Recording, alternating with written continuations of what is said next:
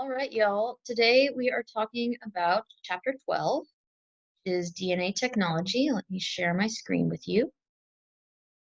And so let's get started. These are the things that we're going to be talking about today: gene cloning and editing, PCR and cell electrophoresis, DNA fingerprinting, genetically modified organisms or GMOs, gene therapy, and cloning and genetic engineering. So let's start with gene cloning and editing. As we go along through this first part, I want you to listen for these key terms and write down their definitions. And some of the terms are objects and enzymes that do stuff. For example, a restriction enzyme is an enzyme. And so in that case, you're going to have to write down what it does and what its function is. This is going to be really helpful for the quiz at the end of the chapter.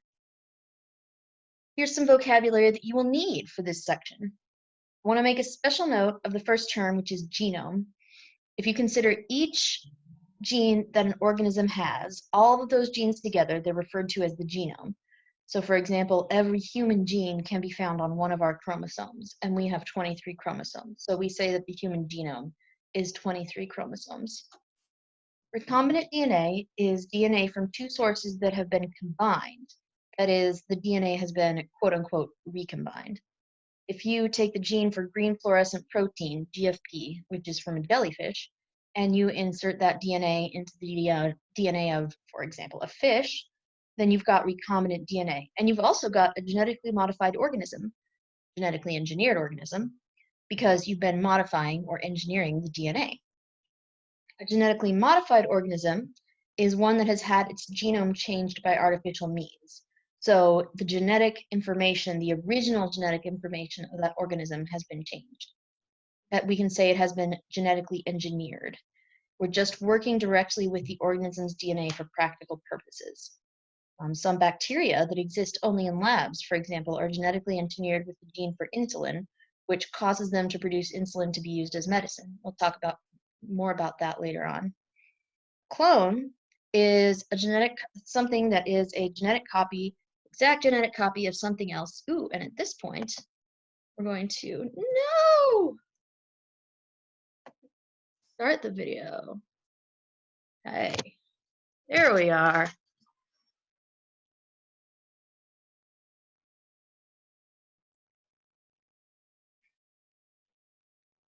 So I have this plant right here. And this plant I got a cutting from first from my dad when I left home for college. And I just took a little snip off of the end of his plant and I put it in some water and it grew roots. And I've just been doing that every time I need to make it smaller because it grows a lot. So every single cell in this plant is a clone of the original plant. And I've given clippings to other people, and those are all clones of this plant because they're exact genetic copies of this plant. We don't need like a sperm or an egg or pollen or whatever to make a new plant. Also, just check this out. This is the transgender flag, and in the plant, it's my trans plant. Okay, let's get rid of this video. Stop video, yes.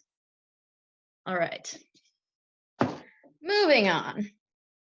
Come on, you can do it. There we go. All right, the objective of cloning a gene is to make an exact copy of that gene. Well, why would we want to make an exact copy? That's what happens during DNA replication in cells, but sometimes scientists want to do it for specific purposes. Remember that genes code for proteins, and so each gene, remember, is a segment of DNA that contains instructions for making a specific protein. So the reason is that if there's a protein you want to produce on a mass scale, then you take the gene for codes for that specific protein and insert it into another organism that will copy it over and over and over. That is, it will clone the gene. And then it will make a lot of the protein very quickly. Often when scientists do this, they insert the gene of interest into bacteria because bacteria reproduce very quickly and they can produce proteins from the gene that they are given. So if you insert your gene of interest into the bacteria, then you have a genetically engineered bacterium. I'll use an example of human growth hormone, or HGH, to explain this. Treatment with human growth hormone is very beneficial to children that are born with a form of dwarfism due to low amounts of HGH. And usually it's made by the pituitary gland, but if the child's body doesn't make enough, then the child has this dwarfism. And in the past, children with HGH deficiency have had to rely on rare and expensive supplies extracted from human cadavers. Isn't that great? But in 1985, scientists were able to insert a gene for human HGH into the DNA of a bacterium, actually an E. coli. There's many different species of E. coli, actually, not all of them are harmful. This one is not a harmful one. And now these genetically engineered bacteria, they produce mass quantities of HGH, and it's widely used and it benefits many children. So you don't have to go find a cadaver and extract HGH from it every time you need to give it to a child with dwarfism. Another example would be insulin. Normally, insulin is produced in your body by the pancreas, right? But for some people, their bodies aren't able to produce enough insulin. So they have to inject themselves with insulin every day. And that condition is called type 1 diabetes. Before 1982, the main source of insulin was slaughtered pigs and cattle. But the thing about that is that the animal insulin is similar enough to human insulin to do the job, but it's not identical. So sometimes it would cause allergic reactions in some people. But scientists have been able to genetically engineer bacteria with the gene for insulin, which means they were able to insert the gene for the insulin into the bacterial DNA. And then the bacteria created lots and lots of the insulin protein, and that's where medical insulin comes from. Produced in these huge, giant fermentation vats filled with a liquid culture of millions and millions of bacteria, and all those bacteria are producing the insulin protein. Here's an image of a genetically engineered bacterium.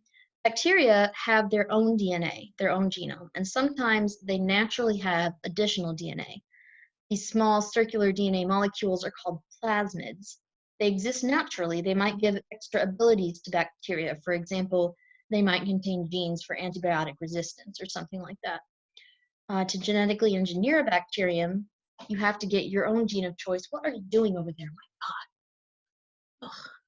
You have to get your gene of choice, so let's say it's an insulin gene, into the bacterium. And the way you do that is by inserting it into a plasmid. And then you give the plasmid to the bacteria. And in this way, the plasmid acts as a vector, which is, for example, well, a vector is a carrier DNA for the gene of interest. It's a carrier molecule. So how does this work exactly? Let's say we want to make insulin, and first we've got to get it into the bacteria. First, you take the gene that codes for the protein you want. That's going to be this gene right here, this insulin gene. And you cut it out of its source, which would be human DNA extracted from human cells. You cut out that DNA sequence, and then you extract some DNA from a bacterium, or maybe you would just order a little vial of plasmids from a catalog. You could do one of those two things. And then you cut that DNA open. This is a plasmid here, and it's going to act as the vector for the gene of interest, which means it's going to be its carrier. It's going to carry the gene into the bacteria.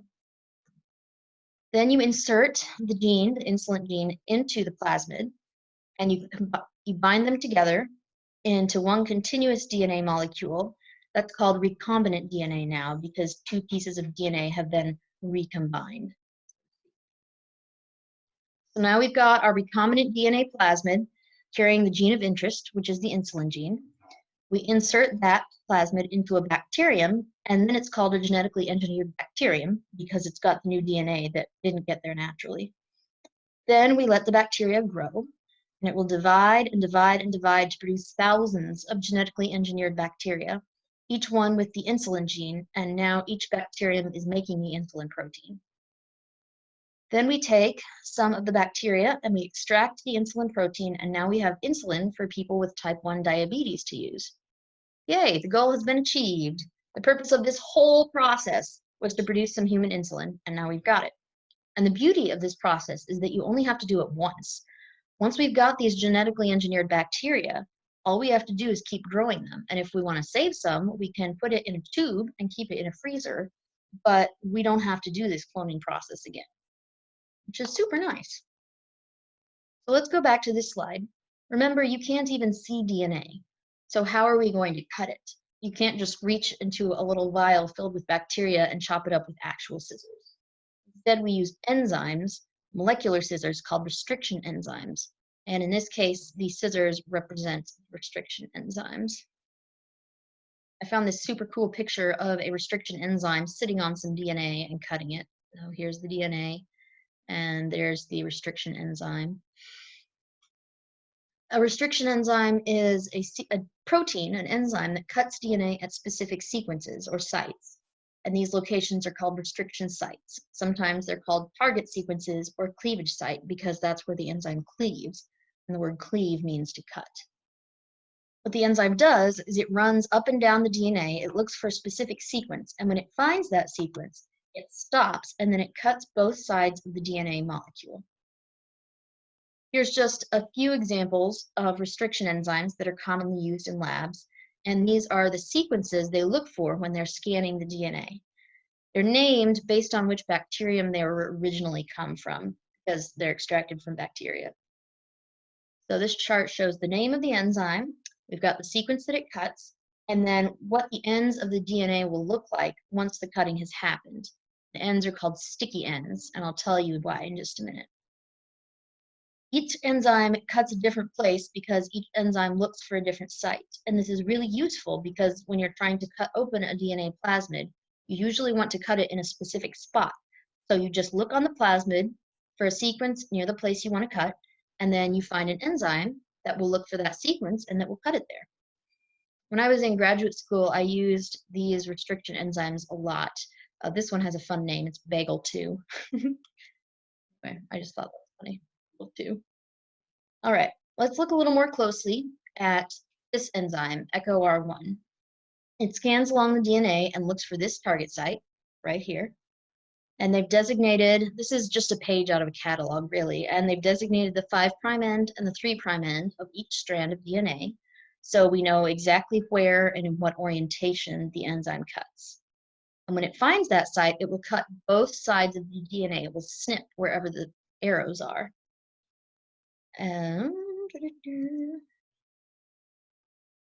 There you go. So that's essentially what it's going to look like.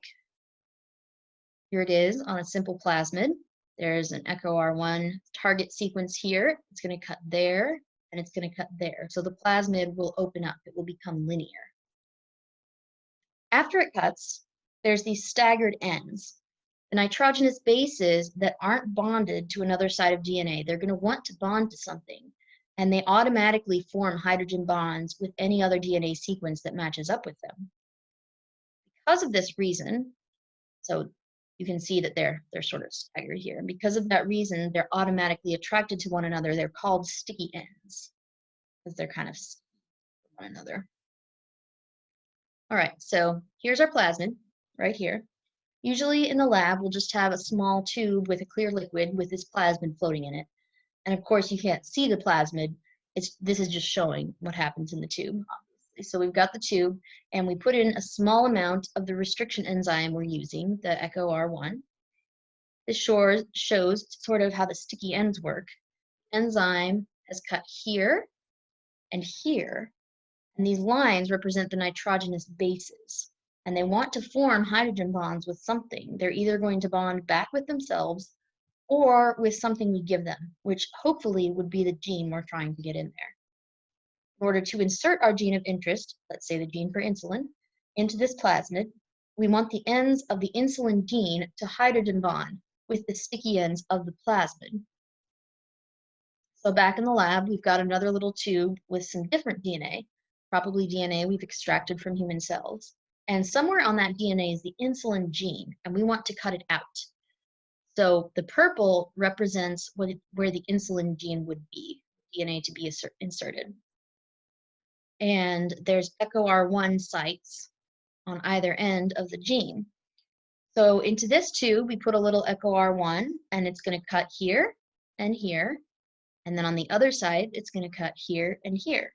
So now we have sticky ends both on the plasmid and on the ends of our insulin gene.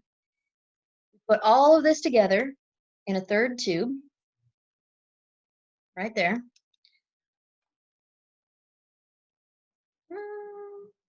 And inside the tube, the sticky ends, they automatically are attracted to one another by the weak hydrogen bonds. So they automatically find each other. And then we also add a little bit of an enzyme called DNA ligase. You might remember that guy from when we talked about DNA replication. DNA ligase finds the sticky ends and binds them together to create one seamless plasmid. It binds wherever there's a little break in the DNA. And then we just take this plasmid, we put it in bacteria, and we let the bacteria do the rest.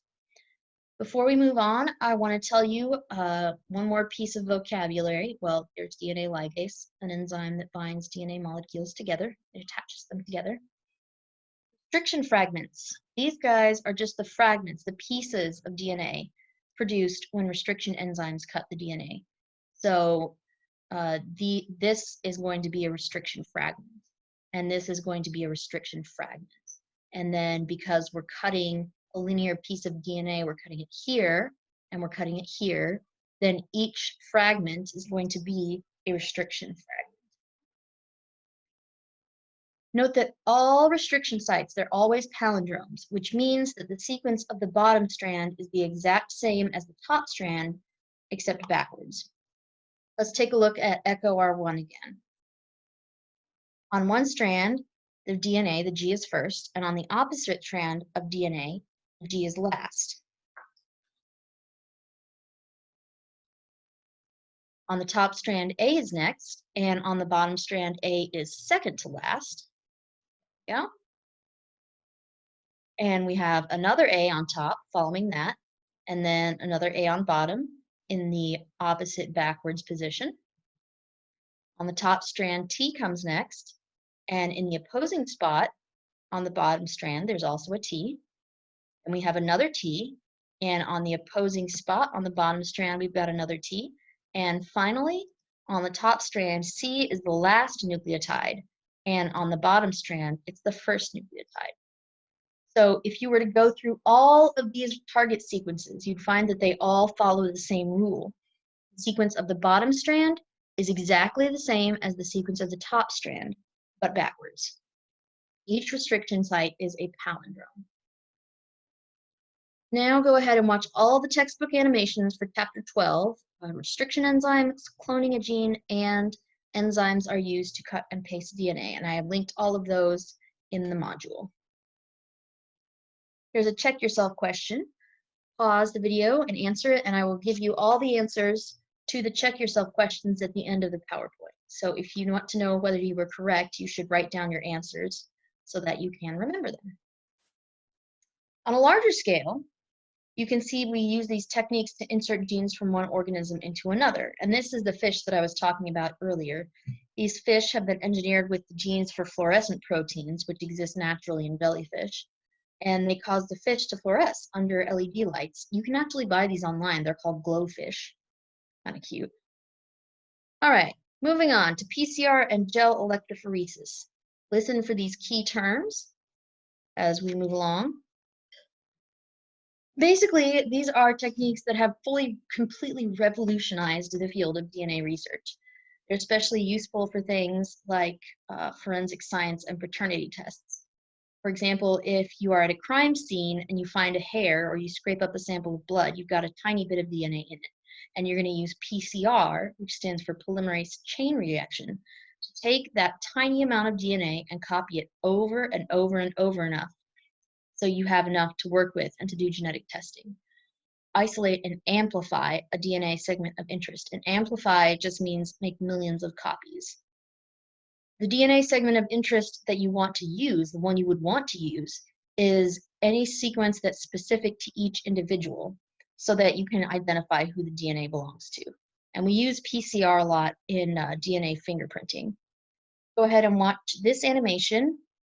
Some vocabulary you're going to need is the word anneal, which means to attach. Answer these questions as you go along. And then when you're done with that, come on back. All right, done with PCR. Gel electrophoresis. This is a technique we use to separate DNA fragments by size. And it does this using electrical current. Keep in mind that every DNA molecule has a negative charge. because the phosphate groups on the backbones, on the outsides of the DNA molecule, they have a negative charge. So here's a phosphate group, and that has a negative charge. Every one of these phosphate groups has a negative charge. So essentially, we end up with negative charges all along the outside of the DNA, and they're just coating the DNA molecule. And then, of course, when we twist the molecule up, we get this shape right here, the double helix. And there's just negative charges coating the outside of that molecule, right? Because the phosphate groups are on the outside. Watch this animation. Here's some vocabulary you're going to need as you watch it. And while you watch, make sure you answer questions on this slide. So pause the video, watch the animation, and then come back when you are done. All right, let's review. Stop the lecture, decide on which side of the gel the positive pole is located and which side the negative pole is located. So is this side positive or negative? And is this side positive or negative? And then when you're done with that, I also want you to decide which side of the gel holds the largest DNA fragments and which one holds the shortest DNA fragments. So the largest is the longest because, it's long and it's large. Shortest is also going to be the smallest DNA sequence. So decide which side has the longest and which side has the shortest. All right, let's take a look. Let's do the bottom pole first. We can see that the DNA is running towards the bottom pole. And because we know that DNA has a negative charge, and we also know that opposites attract, we can guess that this end will be positive. That's the positive pole. And then let's label it over here on this image as well. So because this end is the positive pole, then we automatically know that the other end is going to be the negative pole. And let's also label it over there. All right, now for the size. Remember that the larger fragments move slower and the smaller fragments move faster. So the largest fragments are going to be near the top because they're moving pretty slow. That's the longest one up there, the largest. And then the smaller fragments move faster, the shortest ones, so they're going to be on this side of the gel. All right, an agarose gel, it's porous. And what that means is that there's tiny pores or little holes in it. And as the DNA moves from one side of the gel to the other, it's got to make its way through these holes. This is obviously a microscope image of what the agarose gel looks like. The DNA has to force itself through these holes, and the larger a fragment is, the longer it is, the harder time it's going to have getting through those holes. So the larger and longer it is, the slower it will move. While small fragments can make their way through the pores pretty easily. So the smaller a fragment is, the faster it will move. I found this really super cool animation. It's such a dubstep music. Go watch the animation and come back when you're done. Here's a picture of what a real gel electrophoresis looks like. The DNA size ladder in the left well. This is a pre-digested DNA sample. Remember, digested means cut with an enzyme. And in this sample, we know the size of each band. You would just order it from a lab catalog. It comes in a little tube, and every time you run a gel, you take a little bit of the ladder from that tube, and you put it in one of the wells. And that way, you know approximately which side each of your DNA bands is. So we've got the ladder here, and let's say that this band is a bunch of DNA molecules all together that are 500 base pairs long, 500 nucleotides. And maybe this one is one that's 400 base pairs long. I don't know exactly because I have not looked up the exact size one for like the exact size correlation for this particular one. We're just guessing. Maybe that one's 300 base pairs long, and maybe that one's 200, and so on and so forth. So if we have this and then we look at our samples, we can tell that this band is going to be around 300 base pairs long, 300 nucleotides, because it lines up with this band that we know is 300 base pairs long. And what about this one? Well, Oh, this sample doesn't have very much DNA. You can tell because it's a lot lighter than the other ones, fainter. And the ones that have really, really thick bands, that just means that there's more DNA of that size there. So down here, we even have more of this smaller DNA than we do of this DNA. But if we line that up, we can tell, there we go, that's about 200 base pairs long. All right, check yourself, and I will tell you the answer at the end. Ooh, here's another good check yourself question. Brilliant, on to DNA fingerprinting. As we go through the lecture, look for this key vocabulary. Oh my gosh, look, it's all on the next slide. Ah, DNA fingerprinting is a technique that combines PCR and it combines with gel electrophoresis. A person's DNA fingerprint is their unique genetic makeup, basically. No two people have the exact same DNA except for identical twins. The Human Genome Project was this massive project to sequence the entire genome of humans. And basically, people wanted to determine the nucleotide sequence of all the DNA in the entire human genome and identify the location and the sequence of every gene. It was a huge success. It was a collaboration between several universities. They started the project in 1990 and they completed it in 2003. And shockingly enough, they discovered that only about 1.5% of the DNA codes for proteins and things like tRNA and rRNA. So basically, only 1.5% of it is actual genes. And the rest, the 98.5% of it, is non-coding DNA, which means that it doesn't code for proteins. A lot of it, we don't know what it does. Scientists used to call this junk DNA because they had no idea what it did. But now we know that some of it helps to regulate when and where certain proteins are made. We still don't know what a lot of it does, but it has, or if it has any purpose at all. But an interesting thing to note is that scientists have compared our DNA with the DNA of other organisms, and they found that the genomes of humans, of rats, and of mice contain almost 500 areas of non-coding DNA that's identical. And the fact that all these very different organisms have such similar DNA implies that whatever this DNA does, it's got to be really important. All right, watch this video. This dude is hilariously happy, and he has a fantastic British accent. So make sure you watch this. And as you watch the video, take note of these different things, especially this one.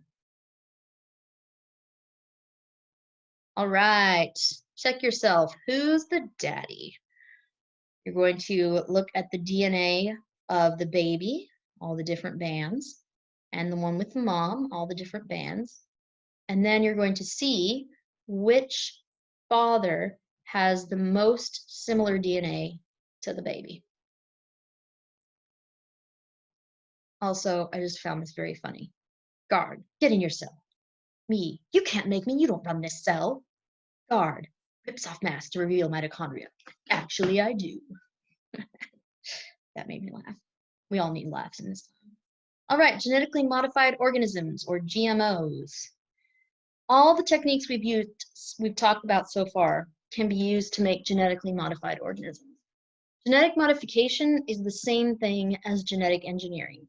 A genetically modified organism is just one that's gotten one or more genes by artificial means. That is, by a scientist inserting genes from another organism into the existing DNA. Or sometimes it's had its existing DNA edited and then replaced. This is usually there we go. This is usually done right before or after fertilization when an organism is only one cell. It's a lot easier that way. There's no way to go into every cell of a mature organism, let's say an orange tree, every single cell of that orange tree, and then modify the DNA in every cell. But you can do it when there's only one cell, and then when that cell divides and divides and continues dividing to produce a mature organism, every cell will have that modified DNA. I want to make it very clear. Oh, yeah. Also, a really great way to do this is using the CRISPR-Cas9 system, which allows insertion of virtually any gene into virtually any genome. This was invented by a female scientist, actually, and it's incredibly useful. I want to make it really clear that genetic engineering takes existing genes from other organisms and puts them in another organism's genome. Nobody's making new DNA, nobody's making new genes, nobody's making new proteins. You can reach in and modify an existing gene or an existing protein, but nobody is just coming up with completely new stuff. Watch this animation and come back when you're done. GMOs, they've gotten a really bad rap, but they're also actually extremely beneficial. So here's a few ways that it can be used for good. 800 million people daily face malnutrition, and 40,000 people at least die of hunger daily. So in Hawaii, here's an example, a deadly pathogen called the papaya ring spot virus. It spread throughout the islands and threatened to kill all the papayas, but scientists from the University of Hawaii, they were able to rescue the papaya industry by creating new genetically engineered PRV resistant strains of papaya. They modified the existing papaya DNA so that the papayas would be resistant to the virus. And now the papaya industry has recovered, and the vast majority of Hawaii's papayas are genetically modified organisms. Also, in India, they've inserted a natural but rare salinity resistance gene into rice, and that's created new varieties of rice to grow in water that are 3 times as salty as seawater. And this really is helpful in heavy drought or flooded areas. It allows food to be grown there. We also have golden rice, which was created with a few daffodil genes, and it has this sort of golden color. The grains contain beta-carotene, which your body uses to make vitamin A. There's also a newer strain called golden rice 2, which uses corn genes to boost the beta-carotene levels even higher. And this is really good because it could help prevent vitamin A deficiency, especially in a lot of countries where rice is their main source of nutrition. Genetic vitamin A deficiency, not necessarily genetic, causes blindness in 250,000 children each year, and that could be really helpful. This is a graph comparing the percentage of beta-carotene absorbed and converted to vitamin A in just a capsule, in the golden rice, and in spinach. So there's a lot of vitamin A in there. Researchers have also created plants that make human proteins for medical use. There's a transgenic rice strain with a gene for milk proteins that can be used in rehydration formulas to treat infant diarrhea. And that's very prevalent in developing countries, which often leads to death due to dehydration. There are some things that are currently in pharmaceutical trials, which include corn that's been modified to contain cystic fibrosis medicine, and also duckweed that's been modified to treat hepatitis. Transgenic animals. All right, the way that you do this is you genetically modify the nucleus of an embryo. An embryo is just after the egg and the sperm have joined. So you reach in there, you modify the nucleus, and then you take that embryo and you implant it into a surrogate mother. And in 2006, researchers were able to Researchers were able to genetically modify pigs with a gene whose protein produced meat with fewer unhealthy fatty acids and 4 to 5 times more healthy omega-3 fatty acids. This gene was originally from a roundworm, in fact. All right, go ahead and read this. I've included right here a picture of the page for you, and the way that you can make it bigger is you can just click on it and you can drag it, or you could just go over here to the bottom right of your screen. Oh, my battery's. And zoom in like this. Either way, oh gosh, now it's all big. Either way, you can read these things. There's a lot of concerns about genetically modified organisms. A lot of people are concerned about human safety or allergic reactions or labeling. These things would allow individuals to decide for themselves if they want to eat genetically modified organisms. But really, we eat a lot of GMOs every day. Yeah, I mean, that's crazy, but it's the truth. And no, cuties are not genetically modified. Those little oranges, I looked it up. All right.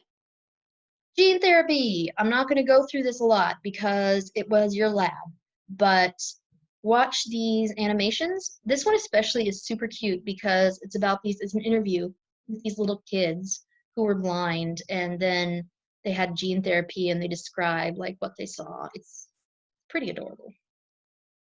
All right. Cloning and genetic engineering. Ah, my favorites.